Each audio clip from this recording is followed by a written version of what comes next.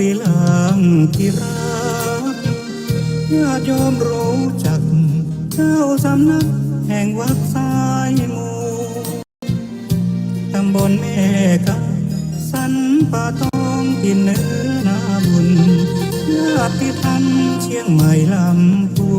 นมุนพื้นชื่นชมรายการฝากทำกำเมืองให้เลืองลือไกลนำสุขมาให้กายใจแจ่มใสชื่นบานทางขึ้นสีขาวเพื่อชาวประชาถึงชายคาบ้านวิทยุมือถือสื่อสารเชื่อมสัญญาณจากวัดสายมูลมรดกธรรมกำเมืองร้อยเรียงสำเนียงภาษาสืบสานนาล้านนา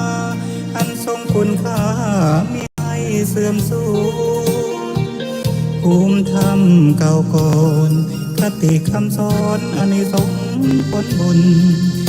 สติปัญญาเพิ่มพูนช่วยหนุนบุญญาญาติโยมพระครูสังวรศิลางที่รักมั่นคงแน่นหนักในฐานะศิษย์พระองค์ทุกลมหายใจตั้งจิตมุ่งหมายนำพาญาติโยมทานศีลภาวนาสร้างสมตามรอยพระบรมโพธิสม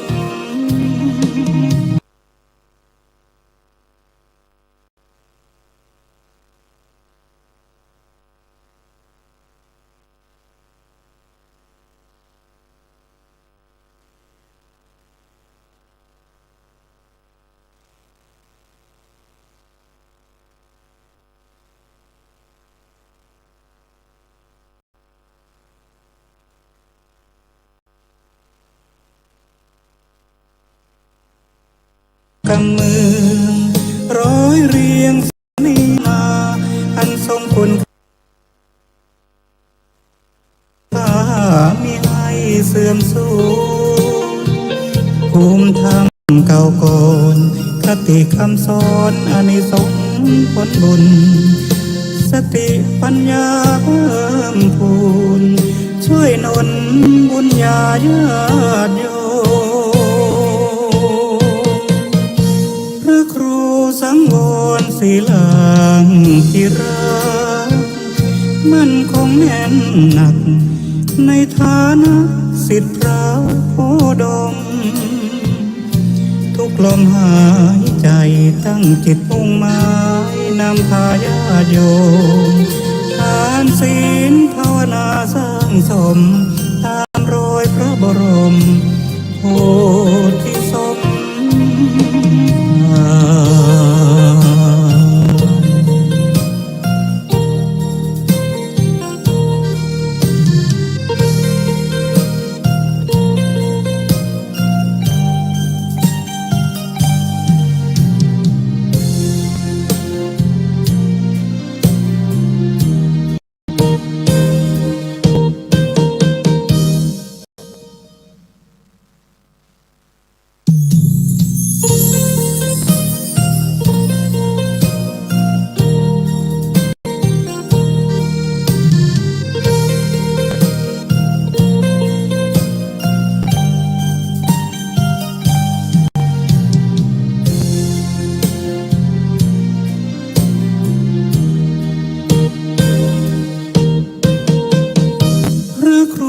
สังวรศิลางที่รั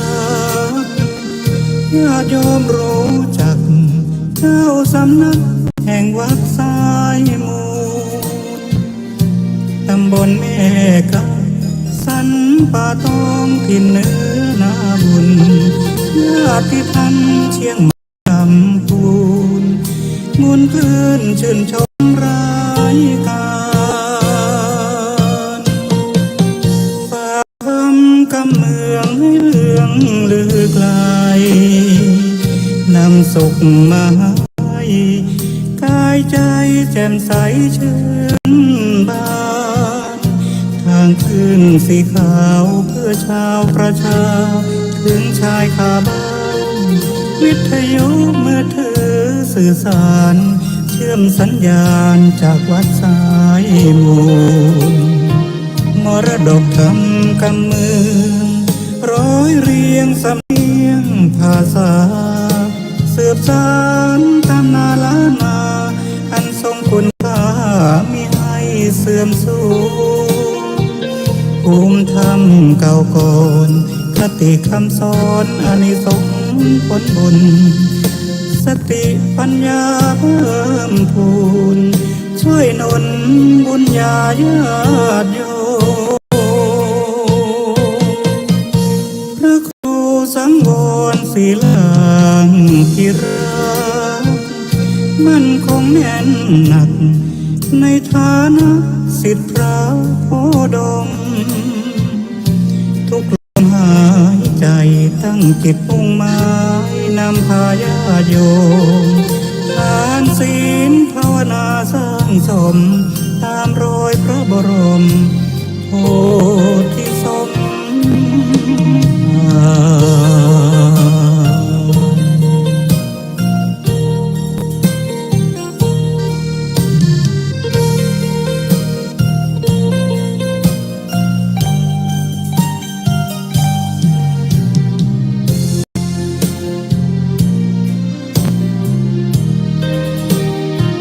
มรดกธรรมกำเมืองร้อยเรียงสำเนียงภาษาสืบสานตำนานล้านนาอันทรงคุณค่ามิให้เสื่อมสูญภูมิธรรมเก่าก่อนคติคำสอนอานิสงส์ผลบุญสติปัญญาเพิ่มพูนช่วยหนุนบุญญาญาติโยมพระครูสังวรศิลางที่รักมั่นคงแน่นหนักในฐานะศิษย์พระโพดมทุกลมหายใจตั้งจิตมุ่งหมายนำพาญาติโยมทานศีลภาวนาสร้างสมตามรอยพระบรมโพธิสมภ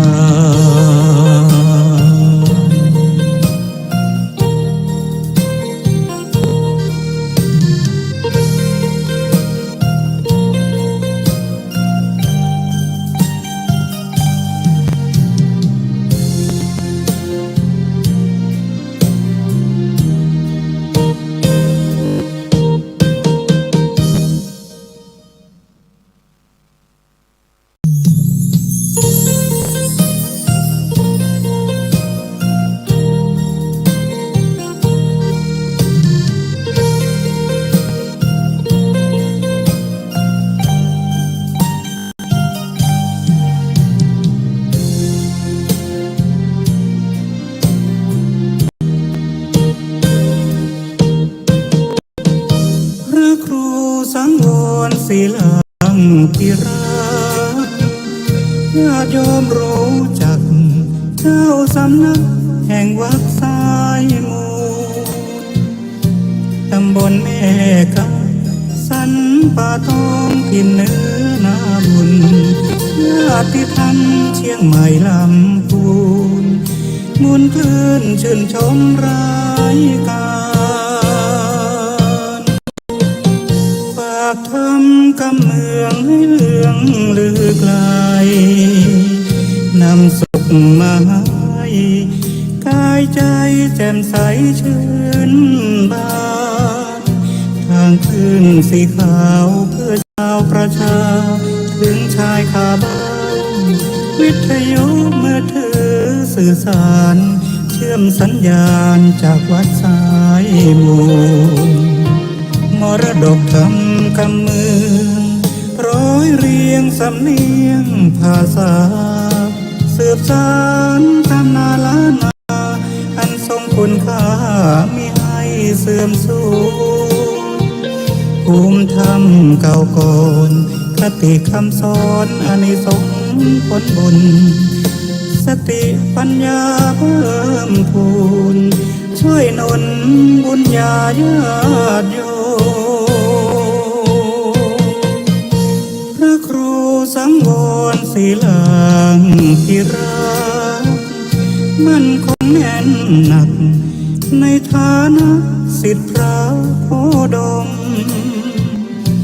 ทุกลมหายใจตั้งจิตมุ่งหมายนำพาญาติโยมทานศีลภาวนาสร้างสมตามรอยพระบรมโพธิสมขอกราบนอบน้อมแด่พระรัตนตรัยอันมีพระพุทธเจ้าพระธรรมเจ้าพระสังฆเจ้าขอถวายความเคารพแด่พระเถรานุเถระพระสังฆาธิการพระสงฆ์องค์เนนจุโตนจุองค์ขอเจริญปอนกับคณะศรัทธาสาธุชนทุกท่านวันนี้กระผมอาตมาภาพพระครูสังวรศิราภิรักษ์เจ้าอาวาสวัดสายมูลตำบลแม่กาอำเภอสันป่าตองจังหวัดเชียงใหม่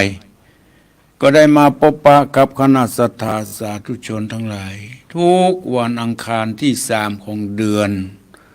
ทุกวันอังคารที่3ของเดือนวันนี้รู้สึกว่าสับสนมาฟังทางนี่ก็เอาเทปออก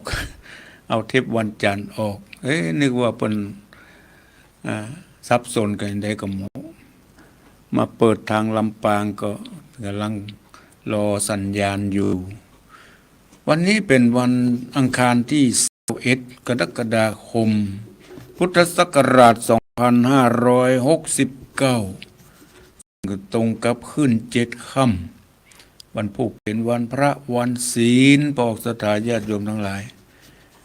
วันนี้นำเอารายการมรดกธรรมกำเมืองมาเทศนาคือกระปอกสถาญาติโยมทั้งหลายเวลาล่วงเลยมาพอสมควรมีหลายท่านหลายคนอยากจะฟังธรรมมหาวิบากให้เหมาะอยากจะฟังธรรมมหาวิบากก็อยากจะเอามาเทศนาแห่งครั้งหนึ่งก็แบบคัดข้องลองฟังกันเด้อปอกสถาญาติโยมทั้งหลายเพื่อเสียเวลาก็ขอได้ตั้งอกตั้งใจสดับรับฟังพระธรรมเทศนาเรื่องมหาวิบากคำสอนของตั้งอกตั้งใจฟังเป็นลำดับต่อไปนะโม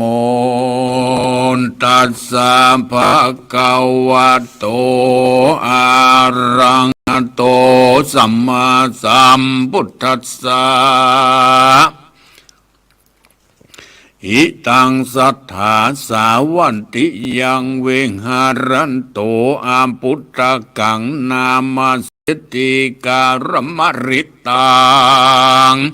ดุราสปุริสะทั้งหลายอันว่ากาลเลยังมีกาลละคับหนึ่งพระพุทธเจ้าก็พารบเรื่องสิทธิเป็นต้นเหตุก็ประวัติเทศกล่าวเป็นคาถาว่าอิเมวัตพลโตกายทุจริตเตสมันตานกตาดังนี้เป็นต้นดังได้ยินมายังมีเศรษฐีผู้หนึ่งอยู่ในเมืองสาวัตถีก็สมฤทธิเป็นดีโดยเขาของ80 โกฏ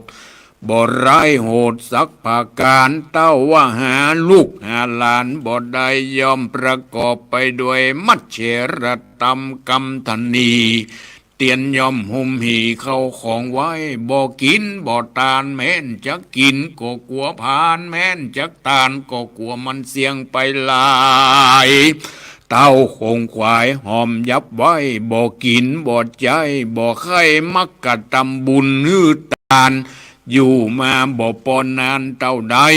กรรมมาบังเกิดก็ลวดตายไป เมื่อนั้นพระยาประเสนติโกสรราชได้ยินข่าวว่าเศรษฐีผู้นั้นตายแล้วดังอ่าน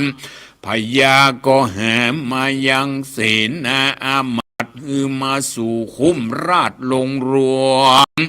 พญาจึงถามเสนาผู้ฉลาดอันขวาตุริโบราณวดูราตันตั้งหลายเฮยอันว่าเศรษฐีผู้นั้นก็มาตายหาลูกหาหลานหาผู้สักสืบแทนขกุลก็บ่ได้อันว่าเขาของสัมปติตั้งหลายฝูงนั้นเราจะกระทำดังรือดีจาในกาลนั้นเสนาผู้ฉลาดก็ไหวขาบทูลสาวัตเตวคาเดชสมมุติเป็นเจ้าในเมื่อสมบัติอันหาเจ้าของบ่ได้ก็ควรไหลเข้าไปในเล่มในสางของมหาราชเจ้าว่าอันพญาประเสนติโกสลลาดก็ฮือเสนาอามาตย์ปุริสานำมาไว้ในเล่มในสางขนมาได้7 วันจิงเมียนเสียงหันแลอธิกติวสังสตะสันติกังในวันทวน7 บัวรมวลแล้วในวันทวน8ก็พญาจึงเข้าไปอุปถากพระพุทธเจ้าแล้วก็ถามว่าดูราอันว่าพันเตคาเดพระพุทธเจ้ายังมีเศรษฐีผู้หนึ่งตายเสียละเข้าของหาลูกหาหลานจักสืบแทนขกุลก็บ่ได้ผู้ข้าจิงไปฮื้อปริวานขนมาไว้ในเล่มในสางได้7 วันกันบรมวลแล้วผู้ข้าจิงได้มาอุปถากไว้สาสัพปัญญูพระพุทธเจ้าพญาไหวสาดังนี้แล้วก็ลวดตูนถามว่าพันเตเขาว่าข้าเดชสัพปัญญูอันว่าเศรษฐีผู้นี้มีเข้าของสัมปติก็มากมียศมีปริวารก็มากเหตุใดจริงหาลูกหาหลานบ่ได้แม้นมีเข้าของสัมปติก็บ่อาจจะกินจักบริโภคใดประการหนึ่งยามเมื่อจะกินข้าวน้ำโภชนะอาหารดังอ่านคนใจก็โตอกแต่งยังโภชนะอาหารอันประณีตดีงามใส่ถลายคำมาไว้ส่งหน้าดังอันเศรษฐีข้าก็ด่าคนทั้งหลายอันมีสภาวะสันนี้เอามาฮื้อกูกินนี่จาว่าอันแล้วมันก็ด่าคนทั้งหลายจำฮื้อเอาหนีไปเสียหันแลกาละเมื่อมันจะกินข้าวดังอ่านมันก็ฮื้อนางเศรษฐีผู้เป็นเมียต้มข้าวหัวเปลี่ยนกินกับน้ำกระดูกอันจืดอันจางกินจุคาบจุวันก็มีแลกาละเมื่อจะไปที่ใดดังอ่านคนทั้งหลายก็นำเอาสีวิกายคำอันดีอันงามมาฮื้อขี่ดังอ่านเศรษฐีก็เกียดแล้วก็ด่าตีคนทั้งหลายเศรษฐีนุ่งแต่ผ้าป่านผ้าปอขี่เกวียนอันลุกอันเก่าแล้วก็ดะแล้วก็เต้าบังไปด้วยใบเฟกใบคายิบเป็นร่มไปก็มีแลพันติพระขวาคาเดชสัพปัญญูพระพุทธเจ้าอันว่าเศรษฐีผู้นี้แม้นมีเข้าของมากนักมันก็บ่อาจจะกินจักบริโภคได้ฉะนั้นเพราะบาปกรรมยังใดจะขอพระพุทธเจ้าจุงเทศนายังกรรมวิบากแห่งเศรษฐีผู้นั้นฮือแจ้งแก่ผู้ข้าต่างหลายแด่เตอ เมื่อนั้นพระพุทธเจ้าก็เทศนาสำแดงยังกรรมวิบากอันเศรษฐีหากได้กระทำมาฮือเตมหาราชาเศรษฐีกหปฏิในกาลเมื่อก่อนมันได้เป็นกระตุมปีกผู้หนึ่งก็อยู่ในเมืองปาราณสียังมีวันหนึ่งมันหันพระปัจเจกเจ้าโตหนึ่งมากุมบาทมันก็ได้ออกปากร้องกล่าวแก่คนตั้งหลายว่าดูลาศรัทธาตั้งหลายเอ้ยยังมีภิกษุมาปิณฑบาตว่าอันแล้วมันก็กำพาขวานออกไปสู่ป่ากระตุมปีกผู้นั้นมันหาสัทธามบ่ได้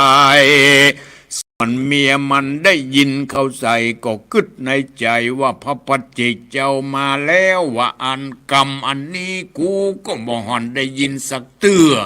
กูจักพาธนาใครหือตานและใครไหวสาสกาละปุจจาการว่านางขันนิ่งใจฉันนี้แล้วนางก็เอาเข้าน้ำโภชนะอาหารมาใส่บาตรพระปัจเจกพุทธเจ้าตนนั้นตัดสมิงคันเนในขณะนั้นกระตุมปีกผู้นั้นไปสู่ป่ากลับมามันก็หันเมียมันตกแต่งดาเข้าน้ำโภชนะอาหารมาใส่บาตรมันก็กล่าวว่าสลมเอ๋ยเจ้ายังได้สักเล็กสักน้อยอันจาว่าอันแล้วมันก็ไขดูบาตรพระปัจเจกเจ้ามันก็หันเข้าปิ่นดิบาตอันเมียมันแหกมาฮื้อตานฉะนั้นมันก็บังเกิดความกินแหนงเสียดายเข้าป่าอาหารอันเมียมันเอามาฮื้อตานฉะนั้นกูกินก็จักปีนไปอยู่จะนะอิ่มต้องแต่ดีลีแมนว่าฮือคนกระทำการกูกินก็จักปีนประโยชน์จะนะอิ่มต้องแต่ดีลีบัดนี้ป้อยฮือแก่พระภิกษุกินแล้วนอนอยู่บ่ได้อันว่าเข้าของอาหารแห่งกูก็จักเสียหายปะหาประโยชน์จะนะบ่ได้สักอันแล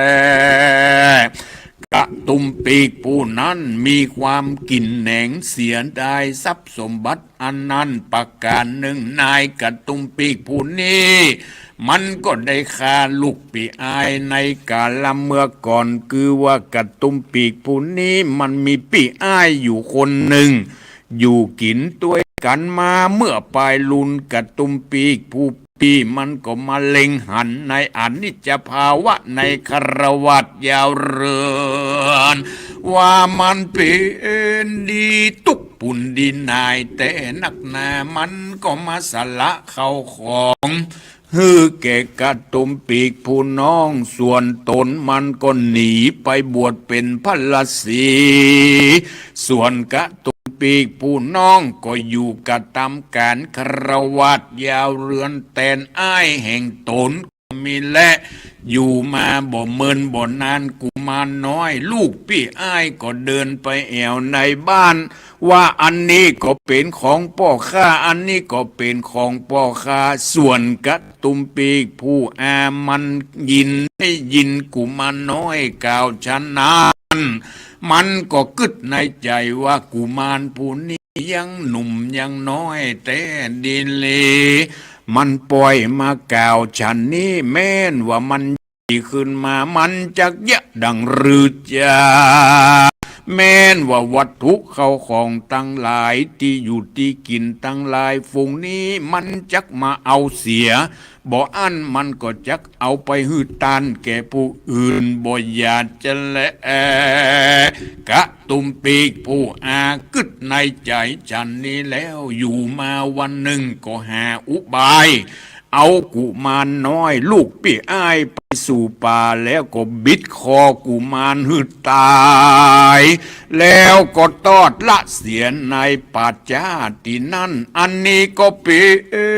นกรรมวิบากแห่งเศรษฐีในกาลเมื่อก่อนนั่นแหละศรัทธา สัพพัญญูพระพุทธเจ้ากำนากันนำเอากรรมวิบากแห่งเศรษฐีมาเทศนาแล้วท่านก็เทศนามหาราชดุรามหาราชอันว่าเศรษฐีผู้นั้นเมื่อก่อนมันได้เป็นกระตุมปีกผู้หนึ่งมันได้ร้องเอินกล่าวแก่คนตั้งหลายฮือตานเขาเป็นดิบาทแก่พระปัจเจกพระเจ้าด้วยเตจะบุญกุศลมันก็ได้จุติตายแล้วก็ไปเกิดในสวรรค์เทวโลกได้เจ็ดชาติกันจุติจากเทวโลกก็ลงมาเกิดในเมืองสาวัตถีก็ได้เป็นมหาเศรษฐีมีเข้าของมากนักมันก็บ่อาจจะกินจักบริโภคใดแม้นว่าเขาน้ำโภชนะอันประณีตดีงามพาผ่อนต้นสบายยั่วยานสีวิกายคำก็ดีและปัญจกามคุณอันเป็นโอลาลิกะมันก็บ่อาจจักบริโภคได้ก็ด้วยปาปกรรมอันมีความกินแหนงเสียได้เขาปินดิบาตอันเมียมันหากฮือตานนั่นแลฮือแก่พระปัจเจกพุทธเจ้าวันนั้นประการหนึ่งเศรษฐีผู้นั้นเกิดมาหาลูกหาหลานหาผู้สักสืบแทนขกุลใดก็ด้วยกรรมวิบากอันใดฆ่าลูกพี่อ้ายวันนั้นแลบุญกุศลนั้นเศรษฐีได้กระทำก็ถึงซึ่งอันเสี่ยงไปในชาตินี้ส่วนบาปกรรมอันใดฆ่าลูกพี่อ้ายก็ดีและมันได้ลบป้นพมันได้ขุมเหงติงเต็กเปเอาของตานก็ดีปาปกรรมตั้งหลายตั้งมวลใดโอกาสนำเอาเศรษฐีผู้นั้นไปเกิดในมหาโลลุวนรกก็จะได้เสวยทุกขเวทนาหมักหนักการมันปูนจากนารกแล้วก็จะได้ไปเกิดเป็นเพศชื่อว่ามิจฉาจัตตเพศแล้วก็จะได้เป็นเปตวิสัยแถมเราก็มิแลอิตะมาโวจะพังเขาวาอัตตมนาอิตังวัตตวาสุขโตอัฏฐาปรังเอตตะโวจา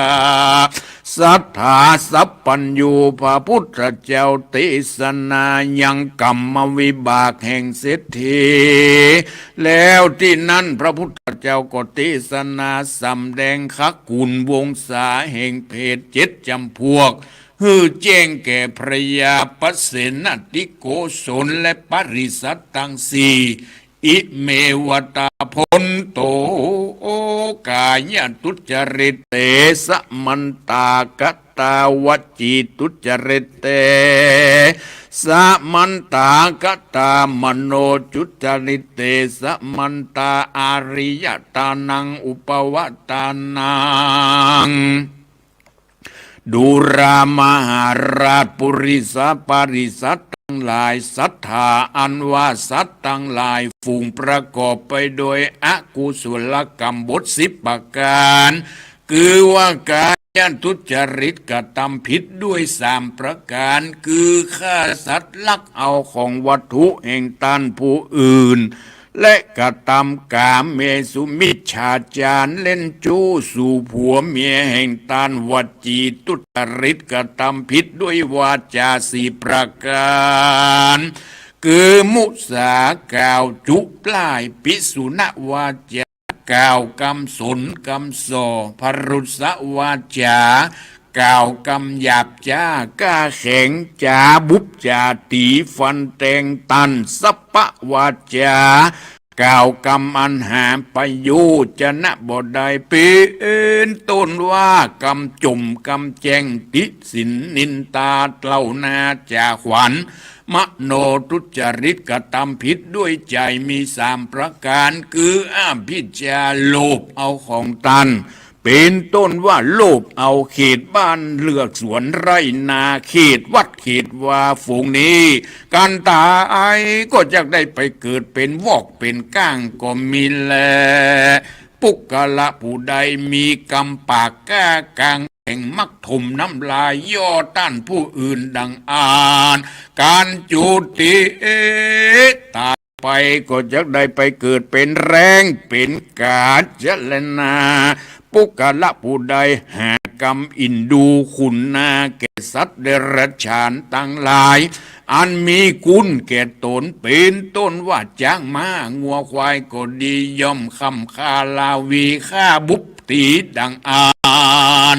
จักได้มาเกิดเป็นจักเห็บแมงป่องเสือหมีปุกกะละผู้ใดยามเมื่อหือตานปล่อยบังเกิดความโมโหโตโสดังอันเตียนยอมได้เกิดมาเป็นขกูลวงศาอันเป็นขุดเป็นนาค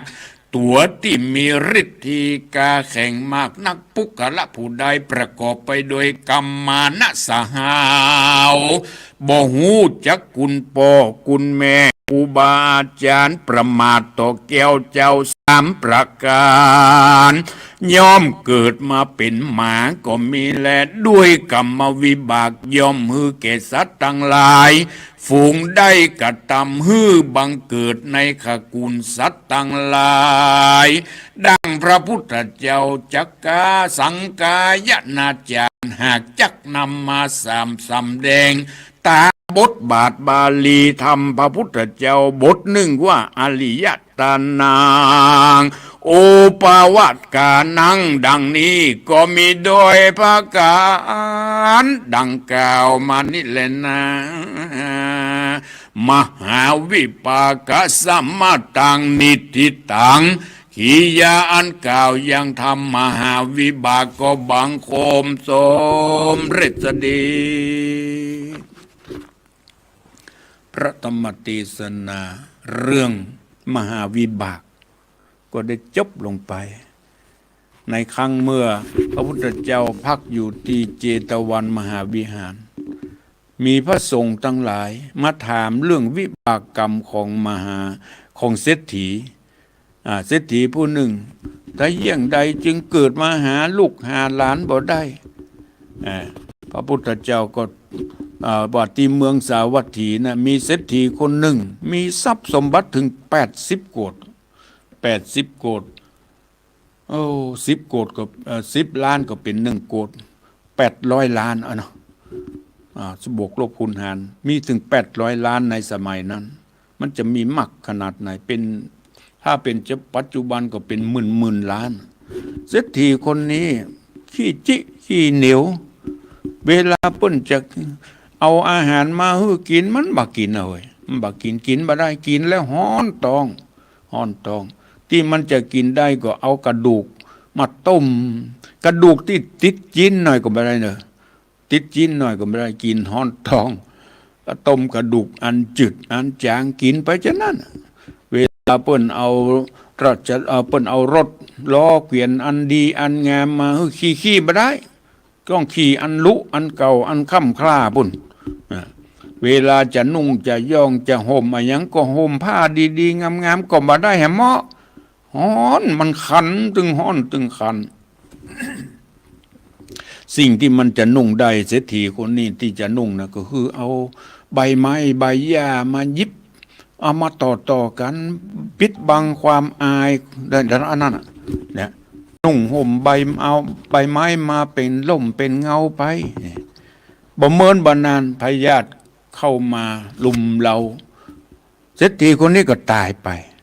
ตึงผัวตึงเมียตายไปทีนี้หมู่ภิกษุทั้งหลายก็สงสัยเลยเข้าไปถามพญาปเสนทิโกศลเป็นประธานแต่เมื่อหาบ่มีลูกบ่มีหลานเนี่ยพญาปเสนทิโกศลก็จึงมาปรึกษาหารือกันว่าทรัพย์สมบัติเหล่านี้จะเป็นของไผก็เป็นของแกงของส่วนรวมก็เอามาคนพญาปเสนทิโกศลโซคนมาได้7 วัน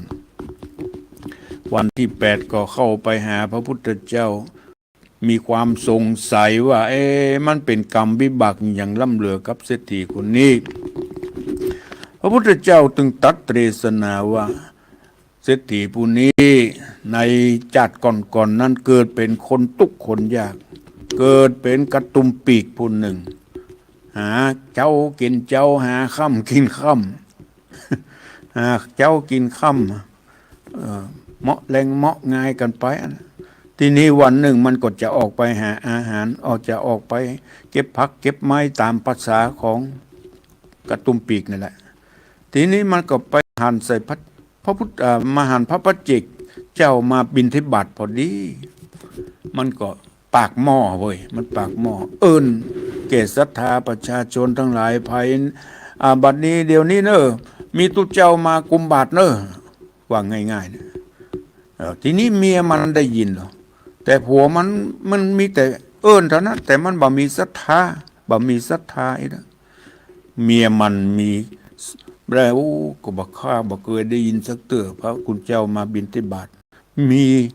ความอยากจะใส่บาตรก็เลยไปเอาอาหารที่ผัวมันหามาไว้เมื่อวานนี้ก็เอามาใส่บาตรทีนี้พระคุณเจ้าเดินไปสักกำหนึ่งผัวมันก็ปิกมาล่ะมันก็สงสัยว่าที่มันไปนั่นน่ะที่มันบอกแก่ศรัทธาประชาชนมาใส่บาตรนั้นมันมีอย่างใดตุเจ้าใดพองก่อเมื่อมันขออนุญาตจากพระคุณเจ้าเปิดดูบาตรโอ้อันนี้มันเป็นอาหารของข้าเนี่ยที่ข้าหามาไว้เมื่อวานเนี่ยโอ้เมียข้าเอามาใส่บาตรเนี่ยถ้าข้ากินก็จะเป็นประโยชน์มาอันก็เอาฮื้อคนทำการทำงานกินก็จะมีประโยชน์ดีกาบัดเดี๋ยวนี้เอามาฮื้อแก่พระสงฆ์องค์เจ้ากินแล้วจะนอนบ่ได้ไงบ่มีประโยชน์นี่เป็นห้องว่ากินแหนงแกงใจเสียดายทรัพย์สมบัติที่เอาเมียมันฮื้อตานไปแต่จึงเกิดมาเป็นเศรษฐีที่เกิดมาเป็นเศรษฐีเพราะอย่างอานิสงส์ของกระตุมปีกผู้นี้ที่ได้บอกกล่าวแก่ศรัทธาประชาชนมาร่วมทำบุญใส่บาตรนั่นแหละอานิสงส์แค่นี้ได้เกิดมาเป็นเศรษฐีมั่งมีเข้าของสมบัติอย่างเฮาทั้งหลายเวลาจะทำบุญฮื้อทานอะไรอย่างก็ตามมีงานขาวดำมีงานมงคลอะไรอย่างเฮาก็ไปบอกพี่บอกน้องบอกบ้านเหนือบ้านใต้มาร่วมทำบุญนี่ก็ได้อานิสงส์แล้วเฮาไปบอกได้บอกเปิ้นจะมาหรือมาก็สุดแล้วแต่ไปบอกเปิ้นมาทำบุญเปิ้นจะมาหรือเฮาก็ได้บุญตอนไปบอกละนี่เหมือนกับกระตุมปีกผู้นี้แหละมันบอกแก่ศรัทธาประชาชนมาร่วมทำบุญตักบาตรมาร่วมใส่บาตรแต่มันหาศรัทธาบ่ได้มันก็ได้เกิดมาเป็นเศรษฐีกันเนอะอานิสงส์เหล่านี้ทำให้มั่งมีถึง80 กว่าโกฏ800 ล้านก็บาทนั่นแหละแต่มีบ่ได้กินบ่ได้ใจบ่ได้มีไว้บ่ดอกบ่ได้กินก็บ่ได้ใจก็บ่ได้เพราะมันกินแหนงเสียดายทรัพย์สมบัติที่ได้ฮื้อตานไปและแห่งประการหนึ่งยิ่งใดจึงหาลูกหาหลานบ่ได้พระพุทธเจ้าก็ตรัสแก่พระพญาปัสสิทธิโกศลว่าครั้งหนึ่งแกมี2 พี่น้องอยู่กัน2 พี่น้องส่วนผู้พี่นั้นก็มีลูกอยู่คนหนึ่งผู้พี่ก็มีความคิดว่าการอยู่ครองเรือนก็ได้รับความทุกข์บ่มีความสุขจึงคิดออกบวชไปบวชเป็นพระฤาษีเข้าของสมบัติทั้งหลายก็มอบฮื้อแก่น้องทีนี้พอส่วนผู้พี่ก็ไปบวชละน้องไว้ละลูกไว้ฮื้อกับน้องที่นี้ลูกของผู้พี่นั่นนะกับเปิ้นกับฝูงว่าอันนี้ก็เป็นของพ่อข้าอันนี้ก็เป็นของพ่อข้าเนี่ยน้องที่เลี้ยงลูกอยู่ที่เลี้ยงลูกอ้ายอยู่ก็เข้าใจว่ามันเป็นละอ่อนแต่มันยังคิดว่าอันนั้นเป็นของพ่อมันเป็นของพ่อมันที่ถ้ามันใหญ่ขึ้นมาเนี่ยมันจะโลภเอาไปปัดตกกันแน่เฮาก็บ่สามารถที่จะได้เข้าของเหล่านี้เกิดความโลภจริงทำจริงจุเอาละอ่อนคนนั้นอันเป็นหลานนี่เด้อไปป่าบิดคอกุมารนั่นตายในสุสานปัจจาด้วยวิบากกรรมที่กระตุมปีกผู้นั้น ได้ฆ่าลูกของตนเกิดมาชาตินี้จึงหาลูกหาหลานบ่ได้หาผู้จักสืบแทนขคุณบ่ได้อย่างนี้นี่ว่าอันนี้เป็นห้องว่าโดยความโลภด้วยความโลภจึงหาลูกหาหลานบ่ได้บิบากกรรมร่างกายทั้งหลายทั้งปวงมีถึงมีทรัพย์สินเท่าใดก็กินบ่ได้ทรัพย์สินเหล่านั้นก็บ่มีประโยชน์อันใดถึงจะกินก็กินบ่ได้ถึงจะนุ่งจะย่องก็นุ่งบ่ได้กินบ่ได้นี่ด้วยวิบากกรรมที่กระทำแก่ตนและหาศรัทธาบ่ได้บ่มีความเชื่อเลื่อมใสในพระแก้วเจ้าสามประการดังด้วยวิบากกรรมดังกล่าวจึงส่งผลให้กระตุมปีผู้นั้นได้รับวิบากกรรมทีนี้ในธรรมส่วนการกินแหนงเสียดายทรัพย์สมบัติที่เมียมันฮื้อตานไปนั้นก็ด้วยวิบากกรรมของเศรษฐีที่ได้รับผลใจบ่ได้กินบ่ได้ดังนั้นเฮาท่านทั้งหลายเมื่อเฮาทราบอย่างอีแล้วการตานอันอย่างไปก็ต้องพิจารณาว่าเฮาตัดใจหรือไม่ของที่เฮาจะฮื้อตานไปแล้วนั้นน่ะเฮาจะตานแต่ก็ว่าตานบัดแต่ตานไปแล้วเฮาบ่ต้องไปกึดละถือว่าเฮาสละไปแล้วคนที่รับไปแล้วเปิ้นจะเอาไปกินไปใช้ไปจ่ายอย่างใดก็สุดแล้วไปสละตานไปก็ถือว่าเป็นตานไปทำมือจิตใจสบายอกสบายใจตัดความทนีที่เหนียวของเฮาไปแล้วก็บ่ต้องเป็นห่วงเป็นหามของที่เฮาตานไปไม่ใช่ว่าโอ้ตานไปแล้วถึงปีผ่านไปเป็นปี2 ปียังไปถามหาของที่เฮาตานไปนั่นอยู่อย่างเงี้ยถือว่ายังเป็นห่วงเป็นหามของที่เฮาได้ตานไปดังนั้นพวกศรัทธาญาติโยมทั้งหลายในพระธรรมเทศนาตอนท้ายๆเพิ่นก็บอกกรรมวิบากของเศรษฐีของผู้ที่ได้ประมาทต่ออกุศลกรรมกายกรรมวจีกรรมมโนกรรมขอกระทำในทางที่ดีที่งามบอกว่าทั้งกายทั้งวาจาทั้งจิตทั้งใจการตายไปก็ฮู้ได้ไปสู่ภพภูมิที่ดีที่งามอย่างที่เพิ่นบอกว่าผู้กละผู้ใดได้หากรรมอินดูคุณนาต่อสัตว์ทั้งหลายบ่ได้ทั้งที่สัตว์ทั้งหลายเป็นมีบุญคุณจ้างม้าวัวควายก็ดีค่ำค่าขาลาวีเกิดมาเป็นจักเห็บแมงป่องเกิดมาเป็นเสือเป็นหมีปุกละผู้ใดยามฮื้อตานป้อยบังเกิดความโมโหโกธาเสียงดังเอ๊ะเอ๊ะอะเกิดมาในขกูลวงศาอันเป็นคุดเป็นนาคตัวมีฤทธิ์กล้าตัวมีฤทธิ์มากปุกละผู้ใดประกอบไปด้วยกรรมมานะสหาวบ่ฮู้จักคุณพ่อคุณแม่บ่ฮู้จักคุณครูบาอาจารย์บ่ฮู้จักคุณผู้เลี้ยงตนมาเช่นปู่ย่าตายายอย่างนี้เป็นต้นเกิดมาเป็นสุนัขก็มีแหละด้วยกรรมวิบากอย่างนี้ปาหื้อสัตว์ทั้งหลายได้รับกรรมฟูงที่กระทำบังเกิดในภพนั้นต่อไปปอกสตาญาติโยมทั้งหลายทำมหาวิบากเต็ดในเวลาไหนก็ได้เนอะบัดใจว่าบางคนเข้าใจผิดว่าโอ้จะต้องเอาไปเทศให้คนป่วยฟังบัดใจเทศที่ไหนก็ได้เป็นกร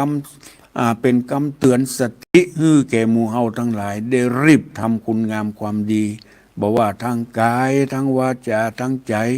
บ่ฮื้ออยู่ด้วยความพมาทลาสาตั้งอกตั้งใจเคารพต่อพระพุทธพระธรรมพระสงฆ์มีเจตนาตั้งอกตั้งใจเบื้องต้นเบื้องกลางและเบื้องปลาย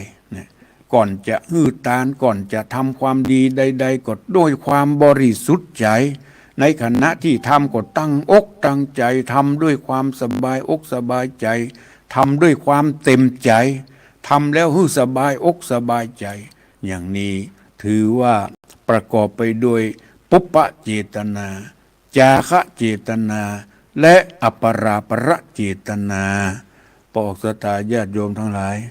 ที่อาตมาได้บอกได้เทศนาไปก็นับว่าเป็นประโยชน์นะแก่เฮาท่านทั้งหลายบัดใจว่าอย่างที่บอกเมื่อกี้บัดใจว่าจะต้องเอาไปเทศให้คนป่วยคนบางครั้งคนป่วยคนใกล้จะทอดจิตแล้วเอาไปเทศเนี่ยมันบ่หมวยมันมีประโยชน์หรอมันบ่มีประโยชน์ใดๆเลยคนอาจจะถอดจิตแล้วมันเหลือแต่ลมหายใจเท่านั้นความรู้สึกใดๆบ่ค่อยมีแล้วถ้าจะเทศให้เปิ้นฟังก็ตอนที่เปิ้นมีสติสัมปชัญญะยังพอดีอยู่ยังพอรู้เรื่องอยู่อันนั้นก็พอฟังกันได้และบางครั้งบางทีเขาก็เทศเพื่อเป็นอารมณ์ก็ได้เพื่อเป็นอารมณ์แก่ผู้จะถอดจิตในขณะที่เปิ้นจะถอดจิตก็มักเป็นอารมณ์เปิดเทปธรรมะก็ได้เปิดเทปบรรยายเทศธรรมอย่างใดก็ได้เพื่อเป็นอารมณ์แก่ผู้ที่จะถอดจิตเปิ้นว่าอย่างที่เปิ้นมีภาษิตรับรองไว้ว่าจิตเตอสังกิเลเถสุขติปฏิกังขาจิตผู้ฟังตอนที่ใดๆก็ตามจิตเป็นกุศลนี่แล้วจิตกุศลย่อมไปสู่สุคติโลกสวรรค์ตรงกันข้ามจิตเตสังกิเลเถทุกติปฏิกังขาจิตที่เป็นอกุศลคิดในทางที่บัดดีบ่งามย่อมไปสู่ทุกขติมีอบายเป็นตัวอย่างเป็นที่ไปอย่างนี้เป็นต้นดังนั้นเราท่านทั้งหลายควรที่ดีที่สุดต้องอย่าได้ประมาทกึศดีทำดีและอู้ดีบอกว่าเวลาใดบอกว่าคณะใดดีที่สุดคือในคณะที่เรามีสติสัมปชัญญะที่เราอยู่ดีกินดีบอกว่าอยู่คนเดียวก็ตามอยู่ตัวเปื่อนตัวฝูงก็ตามต้องอู้ดีกึศดีและกระทำในทางที่ดีที่งามจึงจะสมดังคำว่ากายกรรมวจีกรรมมโนกรรมเป็นไปในทางสุจริตเท่านั้นจึงจะไปนำไปสู่สุขติโลกสวรรค์อย่างแน่นอนอาตมาได้เทศนามาพอสมควรแก่เวลาเหลือเวลาแหมนิดหน่อยเฮ้ยเหลือเวลาแหมนิดหน่อย5-6 นาทีภายที่จะโทรมามาจะแจ้งผลการรับฟังในครั้งนี้เดือนหนึ่งเข้ามาปะกันครั้งหนึ่งเฉพาะวันอังคาร2 ทุ่มถึง3 ทุ่มส่วนปกติก็วันจันทร์ทุกวันจันทร์เวลา6 โมงถึง7 โมงเช้าส่วนวันอังคารที่3ของเดือนก็นำมาปะมีอะไรอย่างก็มามาแจกันใกล้จะเข้าภาษาแล้วเนี่ยพอออกสตาญาติโยมทั้งหลายถ้านับจากวันผูกไปก็เหลือวัน8 วัน 9 วันวันผูกจะเป็นวันพระ8 ค่ำวันเอาเตรียมพร้อมต้องเตรียมพร้อมในฐานะเป็นพุทธศาสนิกชนต้องเตรียมพร้อมตั้งสัจจะอธิษฐานว่าในพรรษา13 ศีลเนี่ยข้าจะต้องไปวัดทุกวันพระวันศีลมีโอกาสไปทั้งเจ้าทั้งฟังเทศฟังธรรมโดยเฉพาะช่วงนี้ก็หน้าลำยมลำไยไปพ่องขัดพ่องก็เป็นธรรมดาเนาะส่วนเมื่อเจ้าเนี่ยตั้งสัจจะอธิษฐานว่าจะได้ไปร่วมทำบุญตักบาตรทุกเจ้าหาโอกาสเวลาเนะบอกสตาญาติโยมทั้งหลายที่ทักทายมาเจริญปอนแต่ว่าสาเจ้าท่านครูยังฟังอยู่นะเจ้าแม่ ห้วยการ แม่ห้วยการแม่ ใส่ทองเจ้า แม่สายทองห้วยการ จ้า ฟัง ชั ชั ด ด เจ เจ น น ใน ดีเนาะ ลำพูนดีโอเจ้า โอ้ขอบคุณมาก ชัดเจน ๆบุญรัก เจ้า ษา แต่ว่าเจริญปน เรากลับไป โทรมาจากไหน กลับไปสาท่านพระครูเจ้า โทรมาจากไหน แม่สีกุลตันผู้เลาะบ้านหนองล่องตำนานเจ้า โอ้เมินน่ะมาได้โทรมาเนี่ยแม่สิ เจ้าแม่วันนี้พร้อมมาแล้ว แต่กะเสียงเจียวเนี่ย มันไข่ชำนาญเจ้า นั่นกะ เจ้า โอ้ขอสุขสบายดีเนอะ ตาเป็นกำลังใจให้ท่านพระครูได้ เจริญปนเจริญปน เจ้าว่าแต่เจ้า โทรมาจากไหน ว่าสมบูรณ์บ้านใหญ่ศิลาทองอำเภอเมืองจังหวัดลำปางเจ้า โอ้ลำปางก็ฟังชัดเจนดีเนาะ เจ้าสัจเจนนี่เจ้า รักษาอยู่ดีมีสุขเนอะ เจ้าเจ้าอ้อยฟ้าเจ้า เจริญปนเจริญปน เจ้าแต่เจ้าพระครูไม่อุ้ยฟังไม่วางเลยดิโอนะเจ้า ชัดเจนดีเนาะแม่อุ้ยอิน เจ้าชัดเจนเจ้าไม่วางเลยดิโอ ที่เส ชัด ม เจ อน แม่ เจ้า สาบเสมอฟังชัดเจน ทำ ดี ของงอนเลยเจ้า โอ้บุญรักษาอยู่ดีมีสุขเจริญปน เจ้าเว้ยเจ้าแม่ไม่น้อยมันกี่เลยเจ้า แม่น้อยกิวเล เจ้า ฟังชัดเจนดีเนาะที่กิวเลเนาะที่กิวเล เจ้าฟังชัดเจนตัวท่านขนาดอะ โอ้ วัน ดี นี้ มา มี ก โอกาสจ้า โอ้บุญรักษาเนอะ เจ้าเจ้าบรรลุเจ้าฟังประจำจะเป็นกำลังใจได้นะ บุญ เจ้า รักษาขอบคุณ ที่ทักทายมาทางเฟซแม่ชิชบา สมพรรัตนัง ภาษาอังกฤษเหรอมะ แม่อำพรโลหะ ลีหลังอำเภอ แม่เดินเพนทิมวางที่ทักทายมาทางเฟซทางไลน์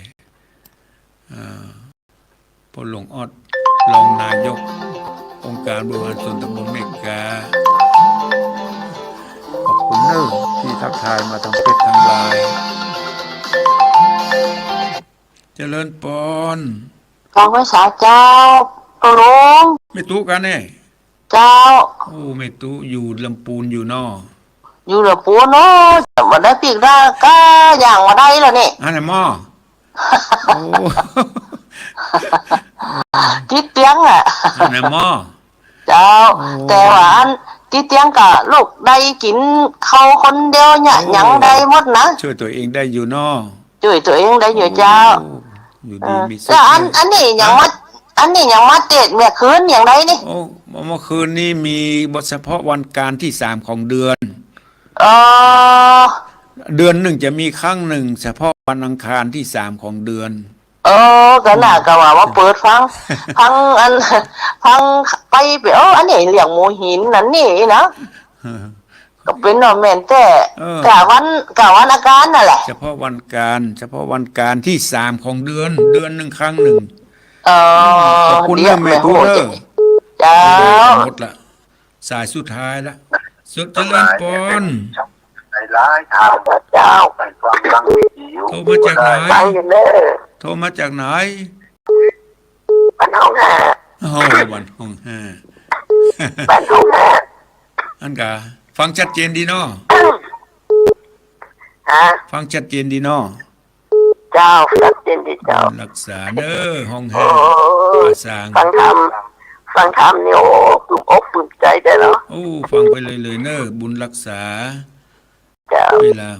โอ้สายนี่ก่อนยังสดมาอยู่ เจริญพร ได้สาเจ้า โทรมาจากไหน แล้วเด็กกองไร้โมเฮกันยิ้มนะเพื่อนยังปานจังหวัดลำปาง เมืองปานเนาะเมืองปานเนาะ เจ้าเอาเพื่อนยังปานเจ้า เมืองปานนี่ฟังชัดเจนดีเนาะ ชัดเจนดี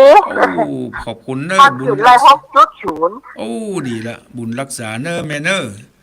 เจ้า เว เจ้า ลา เจ้า หม เป็ ด น เว กำลัง ลา ใจ หมด เด้อ เวลาหมดแล้วเนอะขออภัยเนอะ เจ้า บุญ เจ้า รัก เจ้า ษาขอทุกท่านที่ได้เปิดเครื่องรับฟังแต่ทักทายมาทางเฟซทางไลน์ทางโทรศัพท์ก็ดีก็ขอขอบคุณทุกท่านทุกคนรายการนี้ขอนำไปลาไปก่อนก่อยปะกันในเดือนหน้า และทุกวันจันทร์6 โมงถึง 7 โมงขอทุกท่านจงได้อยู่ร่มเย็นเป็นสุขในพระบวรพุทธศาสนาจงมีอายุวันนะสุขภละเหมือนกันจุกูจุโคนอายุวันโนสุขังพระ นาลานาอันทรงคุณค่ามีให้เสื่อมสูญ